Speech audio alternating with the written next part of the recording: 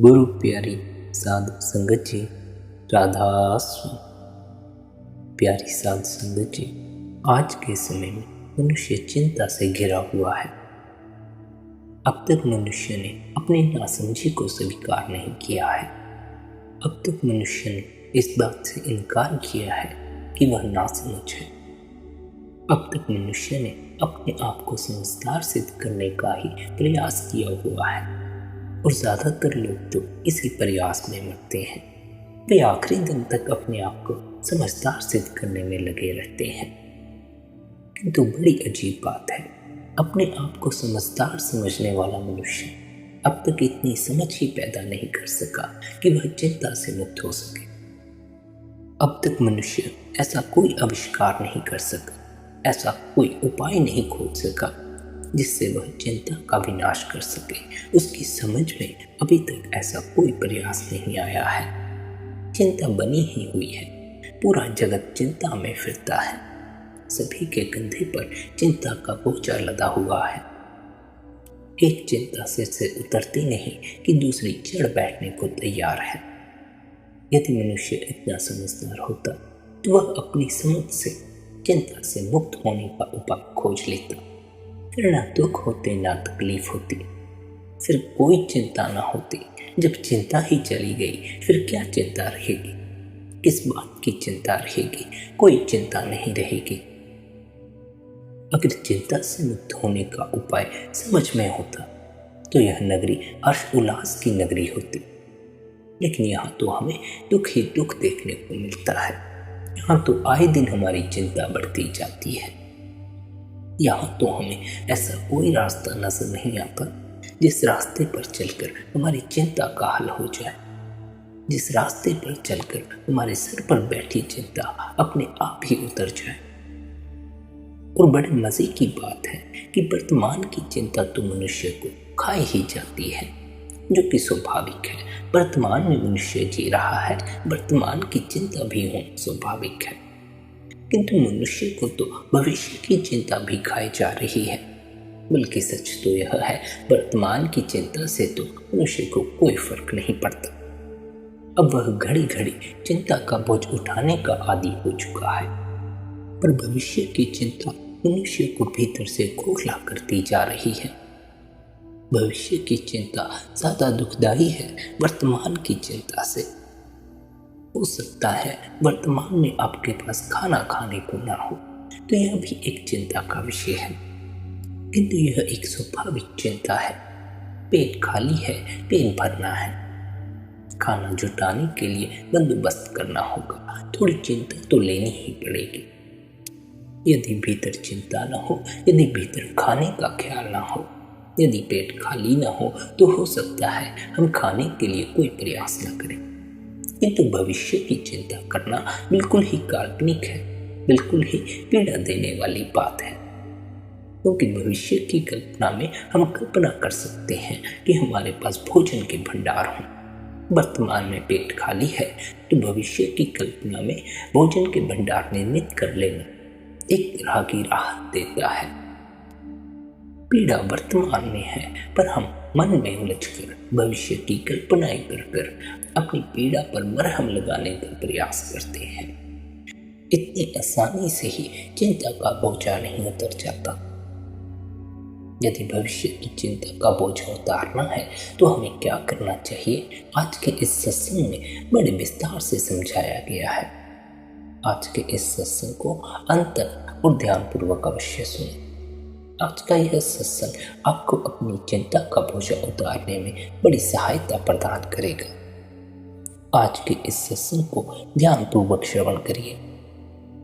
मनुष्य शब्दों, प्रतीकों, भाषा के कारण भटक गया है। आप वास्तविकता में नहीं, भाषा जनित स्वप्न में खो गए हो, क्योंकि वास्तविकता सदा आपके सामने है। लेकिन आप सदा वास्तविकता के सामने नहीं होते हो, आप कहीं और ही होते हो, हमेशा कहीं और। क्योंकि आप मन हो, और मन का अर्थ है कोई जो भटक गया है। मन का अर्थ है अब आप उसको नहीं देख रहे हो जो है, आप उसके विषय में सोच रहे हो। विषय में समस्या है, विषय में वास्तविकता को चूकने का उपाय है। जिस क्षण आप उसके बारे में सोचते हो तो आपका लक्ष्य तक कभी पहुंचना ना हो पाएगा। चिंतन क्या है? वह विकल्प है। अगर आप प्रेम को जानते हो तो उसके बारे में कभी सोचते नहीं हो। उसके विषय में सोचने की आवश्यकता नहीं है। अगर आप प्रेम को नहीं जानते तो आप उसके बारे में सोचते हो। वास्तव में आप किसी और के बारे में सोचते नहीं हो। आप चिंतन के माध्यम से प्रेम को कैसे जान सकते हो? क्योंकि वह अस्तित्वगत अनुभव है। वह कोई सिद्धांत नहीं है, वह कोई अनुमान नहीं है। उसे जानने के लिए आपको वही होना पड़ता है। मन उन चीज़ों के बारे में क्यों सोचता है जिनका अनुभव नहीं हुआ है? इसका जवाब है क्योंकि यह एक विकल्प है। पूरे प्राण उसकी आवश्यकता को अनुभव करते हैं। तो क्या किया जाए? सिर्फ उसके बारे में सोचने से आपको थोड़ी राहत मिलती है, जैसे कि कुछ घट रहा है, जैसे कि आप उसे अनुभव कर रहे हो। वह स्वप्न में घटता है, वह तब घटता है जब आप जाग रहे होते हो, क्योंकि मन वही रहता है चाहे आप सो रहे हो या जाग रहे हो। सभी स्वप्न विकल्प हैं, सभी सोच विचार भी, क्योंकि सोच विचार जागृत अवस्था के स्वप्न है। स्वप्न निद्रा अवस्था में सोच विचार है। उनमें गुणात्मक भेद नहीं है, उनकी प्रक्रिया समान है। अगर आप स्वप्न की प्रक्रिया को समझ सको तो आप विचार प्रक्रिया को भी समझ सकोगे।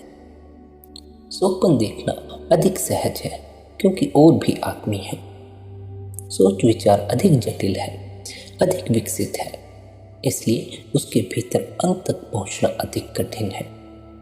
और जब भी आप किसी चीज़ के भीतर गहराई तक जाना चाहते हो तो बेहतर है कि आप उसके सरलतम रूप से उसमें प्रवेश करो। अगर आपने एक दिन पहले भोजन नहीं किया है तो रात में आपको भोजन के सपने आएंगे। आपको किसी सम्राट ने आमंत्रित किया है, आप स्वादिष्ट भोजन खा रहे हो। अगर आपको काम वासना की भूख है तो आपको काम वासना का स्वप्न आएगा। अगर आपको पद प्रतिष्ठा की भूख है, आपको उसके विकल्प के अनुकूल स्वप्न आएगा कि आप एक पद के अधिकारी हो गए, आप सारे संसार पर राज्य करते हो। स्वप्न हमेशा उस चीज़ के बारे में आता है जिसका आपको जागृत अवस्था में अभाव हो, जिसे आप दिन के समय चूक गए हो। वह सपने में आता है। अगर आप दिन के समय कुछ नहीं चूकते तो स्वप्न नहीं आएगा।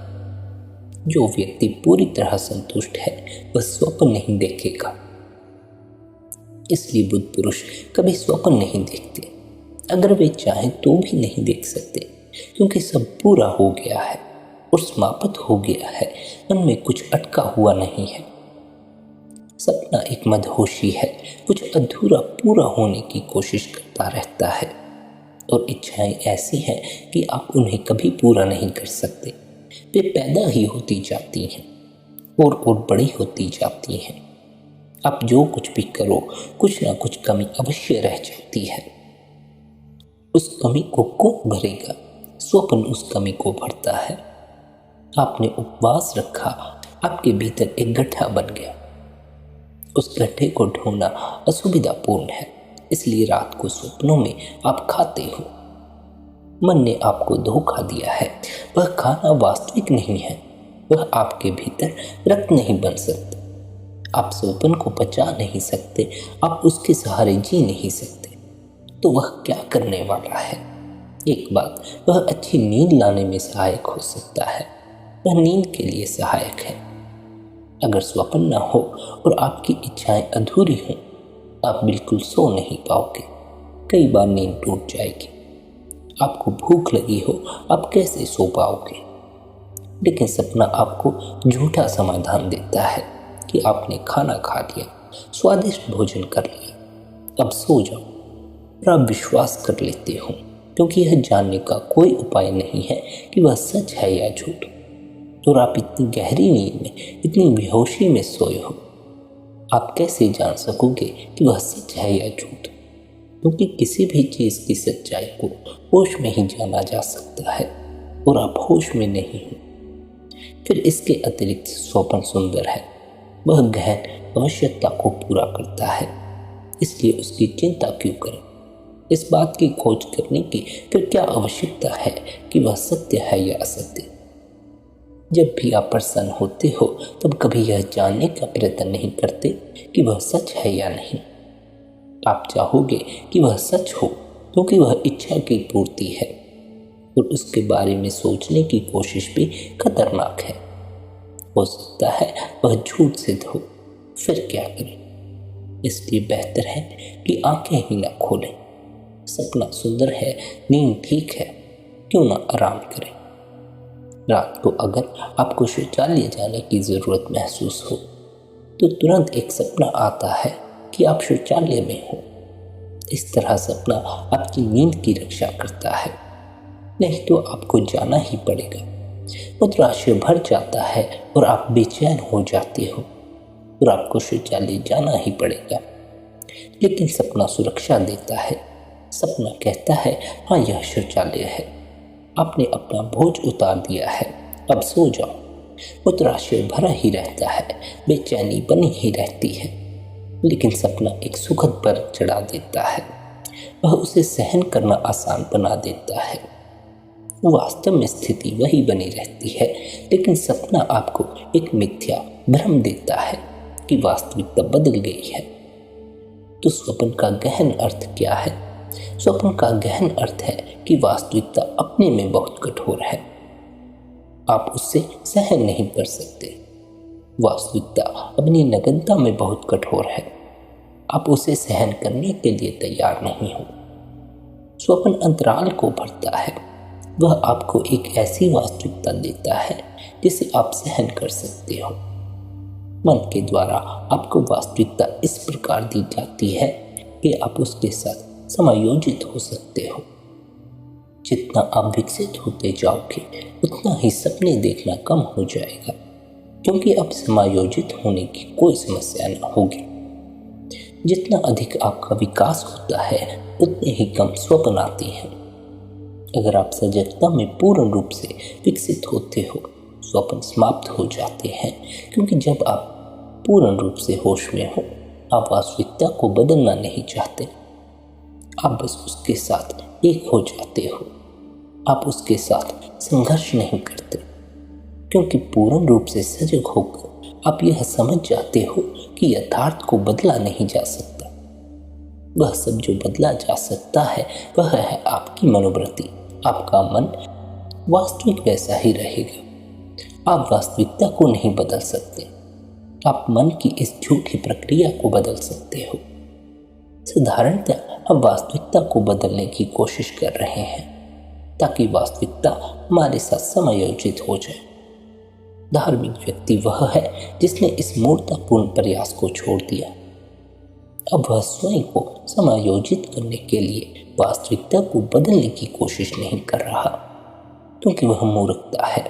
पूर्ण अंश के साथ ठीक तरह से समायोजित नहीं हो सकता है, और पूर्ण किसी भी तरह अंश का अनुसरण नहीं कर सकता। अंश को पूर्ण का अनुसरण करना पड़ता है। मेरे हाथ को मेरे जैविक शरीर का, मेरे संपूर्ण शरीर का अनुसरण करना पड़ता है। मेरा शरीर हाथ का अनुसरण नहीं कर सकता, यह असंभव है। अंश बहुत छोटा है। इस विराट वास्तविकता के सामने आप कौन हो? आप कैसे इस वास्तविकता को अपने अनुसार ढाल सकते हो? यह अहंकार है जो कहता है क्योशिश करते जाओ, एक न एक दिन वास्तविकता को आपके अनुकूल होना पड़ेगा। फिर आप चिंता के बोझ में दब जाते हो, क्योंकि ऐसा होने वाला नहीं है। चीज़ों की प्रकृति ऐसी है कि ऐसा हो नहीं सकता। बूंद सागर को बदलने की चेष्टा कर रही है। बूंद अपने विचार से सागर को प्रभावित करने का प्रयत्न कर रही है। आपका मन क्या है? इस महासागर में एक बूंद भी नहीं है, और आप क्या प्रयास कर रहे हो? आप वास्तविकता को अपने पीछे चलाने की कोशिश कर रहे हो। सत्य आपकी परछाई होना चाहिए। उन सभी संसारिक लोगों की, उन सभी की जो सोचते हैं कि वे भौतिकवादी हैं, यही मूर्खता है। फिर धार्मिक व्यक्ति क्या है? धार्मिक चित्त क्या है? धार्मिक व्यक्ति वह है जो समझ जाता है कि यह बिल्कुल असंभव है। अब दीवार से टकरा रहे हो, वह द्वार का होना संभव नहीं है। आपको सिर्फ चोट लगेगी, आपको सिर्फ पीड़ा होगी, आपको सिर्फ निराशा होगी, आप केवल असफल हो जाओगे और कुछ भी संभव नहीं है। प्रत्येक अहंकार के साथ अंत में यही होता है। पीड़ित, निराश और चिंतित, अंत में हर अहंकार के साथ ऐसा ही होता है। अहंकार दुख भोगता है। अहंकार को ही सदा सूली पर चढ़ाया जाता है। उसकी ही मूर्खता के कारण उसे सूली पर चढ़ा दिया जाता है। जब समझ प्रकट होती है, जब आप तथ्य को देख पाते हो कि आप एक अंश हो असीम फैले हुए ब्रह्मांड के, एक अत्यंत छोटे से अंश हो, बस आप मूर्ख बनने की चेष्टा नहीं करते हो, आप बस भटकना बंद कर देते हो, बल्कि उसके विपरीत आप एक नई यात्रा आरंभ करते हो। आप वास्तविकता के साथ स्वयं को समायोजित करने का प्रयत्न करते हो। जब आप वास्तविकता के अनुकूल होने की कोशिश शुरू करते हो, स्वप्न धीरे धीरे बंद हो जाते हैं, क्योंकि यह संभव है, यही एक संभावना है जो घट सकती है और वह घटती है। जब वह घटती है, स्वप्न समाप्त हो जाते हैं। जब आप वास्तविकता को अपने अनुकूल बनाने का प्रयत्न कर रहे हो, आप एक विचारक बन जाओगे, क्योंकि आपको वास्तविकता को बलपूर्वक अपने अनुकूल बनाने के उपाय खोजने पड़ेंगे। हो सकता है आप एक महान वैज्ञानिक बन जाओ, हो सकता है आप एक महान दार्शनिक बन जाओ, लेकिन आप चिंता और पीड़ा से ग्रस्त हो जाओगे। आप मीरा की तरह नृत्य करते हुए या बुद्ध की तरह मौन या आनंदित नहीं हो सकते, क्योंकि उनका जीने का पूरा ढंग विपरीत है। वे संसार के साथ समायोजित हो जाते हैं, वे उसके साथ एक हो जाते हैं, वे उसके साथ बहते हैं, वे उसमें बस छाया बन जाते हैं। वे लड़ाई नहीं करते हैं, उनका अस्तित्व के साथ कोई संघर्ष या विवाद नहीं है। यदि आप वास्तविकता के प्रति हाँ कहते हो, तो भी जीवन में कोई क्रांति घटती है। यदि आप ना कहते हो, तो उसका अर्थ है आप संघर्ष जारी रखोगे, आप धारा से लड़ोगे, आप नदी के विपरीत तैरोगे, आप बहोगे नहीं। आप सोचते हो आप अस्तित्व से ज्यादा बुद्धिमान हो, आप सोचते हो कि आप अस्तित्व से अधिक महान हो। फिर निसंदेह सो बात तक स्पष्ट रूप से आप निराश होगे, क्योंकि बात यह नहीं है। जैसे ही आप हाँ कहते हो, आपका जीवन दूसरे ही आयाम में विकसित होता है। हाँ का आयाम धर्म का आयाम है, ना का आयाम राजनीति, विज्ञान और अन्य सभी का आयाम है।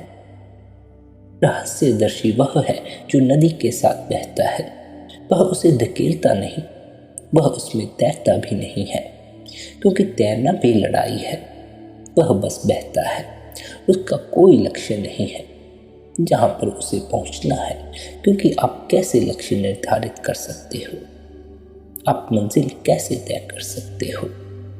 जब आप स्वयं को नदी में छोड़ देते हो, तो नदी बहती है, आप उसके साथ बहते हो। नदी की मंजिल आपकी मंजिल है। आप यह भी चिंता नहीं करते वह कहाँ है, वह कहीं भी हो। आप हाँ कहने के गूढ़ रहस्य को समझ गए हो। वास्तव में आप जहाँ भी हो मंजिल पर ही हो, क्योंकि हाँ ही मंजिल है। प्रश्न यह नहीं है कि आप कहाँ पहुँचते हो, आप जहाँ भी पहुँचते हो हाँ कहो और वही मंजिल है। अगर आप ना कहने के आदी हो, तो आप जहाँ भी हो वह यात्रा ही होगी, वह कभी मंजिल नहीं होगी। आप जहाँ भी पहुँचोगे, आपकी ना आपके साथ वहाँ पहुँच जाएगी। जैसे आप हो, अगर आपका अभी वैसा ही परम सत्ता से मिलना हो जाए, तो आप ना ही कहोगे, क्योंकि आप उसमें ही प्रशिक्षित हो। अचानक से आप हाँ कैसे कह सकते हो? अगर आपका परमात्मा से भी साक्षात्कार हो जाए, तो आप ना कहोगे। आप अनेक त्रुटियां ढूंढ लोगे, क्योंकि ना कहने वाले मन के लिए कुछ भी पूर्ण रूप से सही नहीं हो सकता, कुछ भी परिपूर्ण नहीं हो सकता। और हाँ कहने वाले मन के लिए कुछ भी त्रुटिपूर्ण नहीं होता। हाँ कहने वाले मन के लिए अपूर्णता की अपनी पूर्णता होती है। यह बात परस्पर विरोधी प्रतीत होगी, किंतु सुंदर ढंग से अपूर्ण है। एक समझ जो रूपांतरण लाती है वह है पूर्ण के साथ संघर्ष मत करो, पूरा प्रयत्न ही व्यर्थ है और पूर्ण इसकी वजह से कष्ट नहीं पाएगा क्योंकि पूर्ण आपके साथ लड़ नहीं रहा है।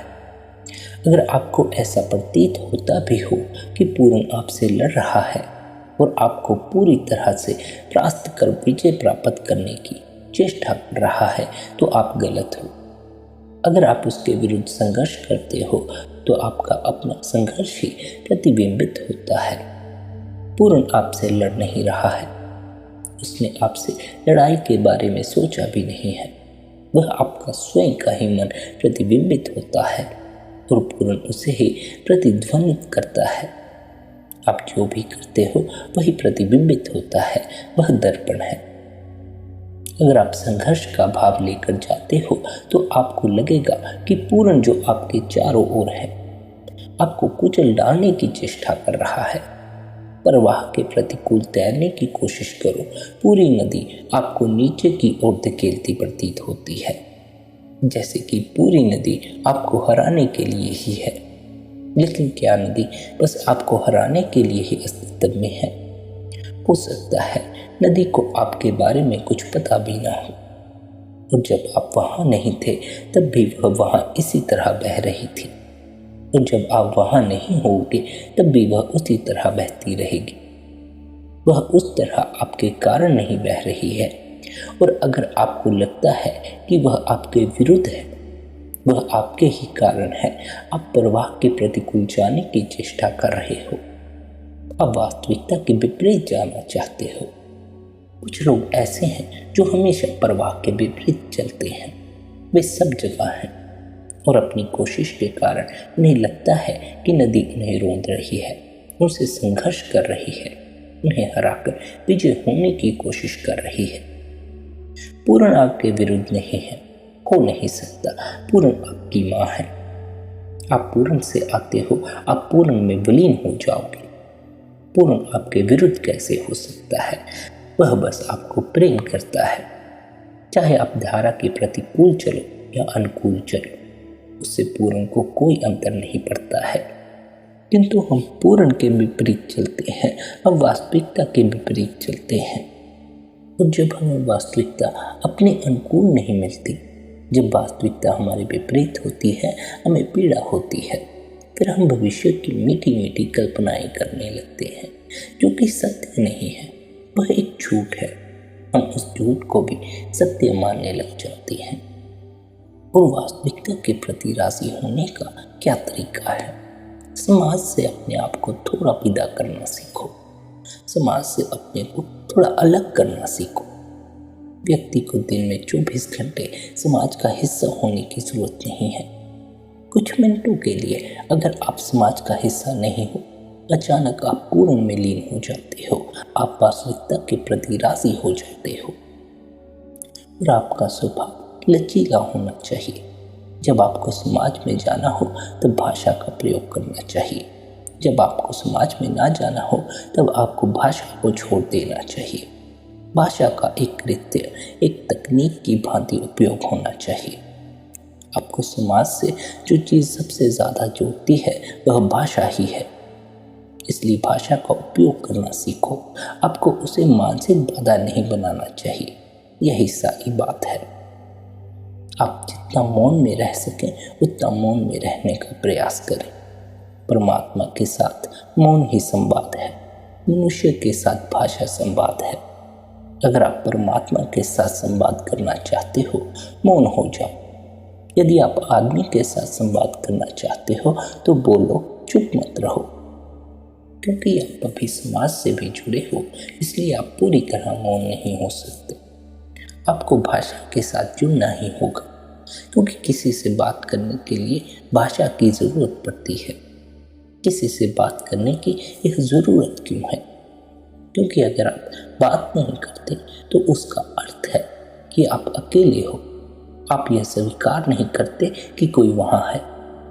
जब आप बोलते नहीं तो दूसरा आपके लिए मौजूद ही नहीं है।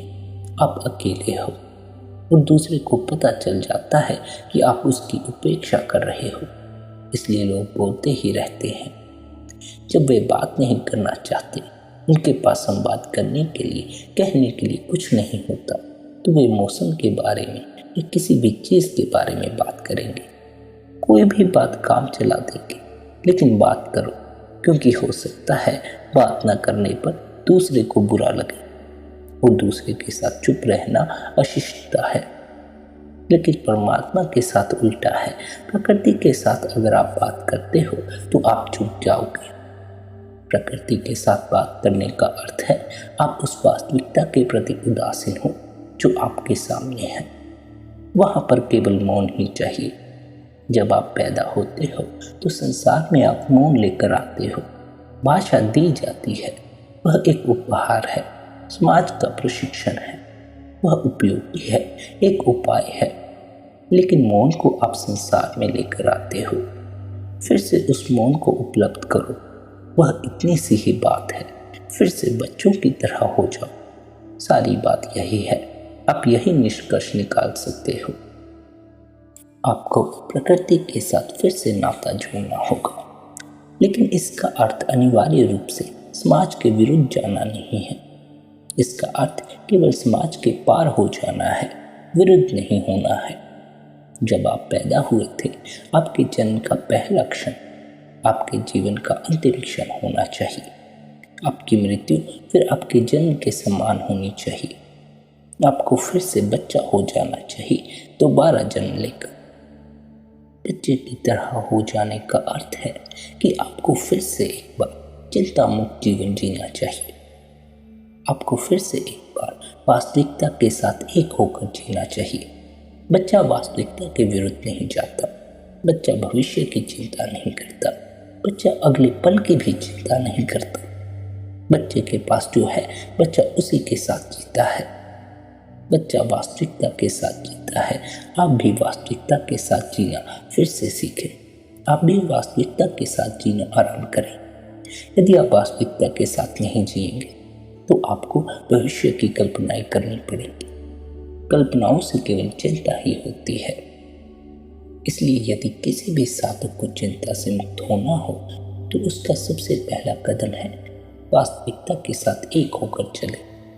वास्तविकता के साथ एक होकर चलने के लिए उसे मौन होना आवश्यक है, क्योंकि मौन में हम वास्तविकता के विरुद्ध सवाल नहीं उठाते।